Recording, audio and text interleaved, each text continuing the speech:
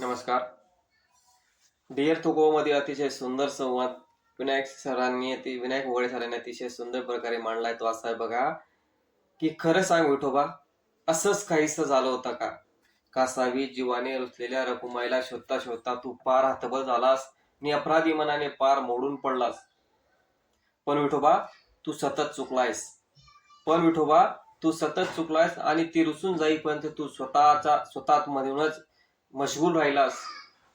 तर आता मात्र तुला वाट पाहावी लागेल आणि धरून ठेवावा लागेल संयम 28 युगांचा. जमल्यास तुला पश्चातापाला आणि अपराध भावाला आता घे पायाशी आणि राहा त्यावर संयमाने उभा. तिला वाटलंच, प्रेम दाटलंच तर येईल ती माघारी. पुंडलिकाने वीट फेकून तुला निश्चिंत हेच सांगितलं होतं का? खरं सांग, खरं सांग विठोबा, असंच काहीसं झालं होतं का? खरं सांग विठोबा, अगदी खरं खरं. राधेसोबतच्या नात्यांमुळे रुक्मिणीच्या मत्सराचा धनी ठरलेला श्याम मुरारी तू.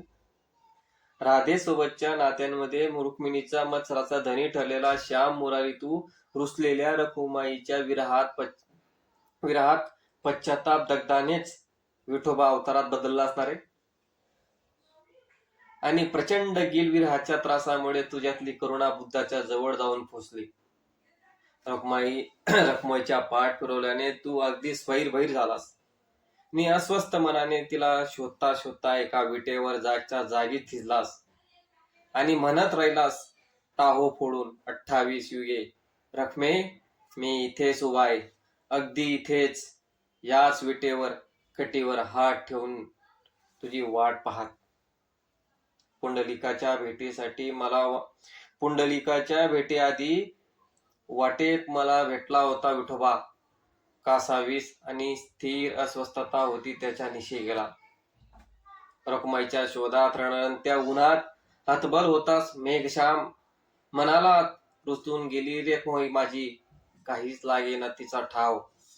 सैरभैर कित्येक दिवस दिंडीर वनात तो हिंडत राहिला.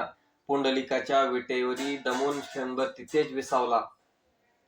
कोण जाणे त्या विटेवरी कसा विठोबा निजला असेल. काळ सरला, धडधड ओसरली. कधी सरली 28 युगे. काळ ओसरला, धडधड सरली आणि कधी सरली 28 युगे.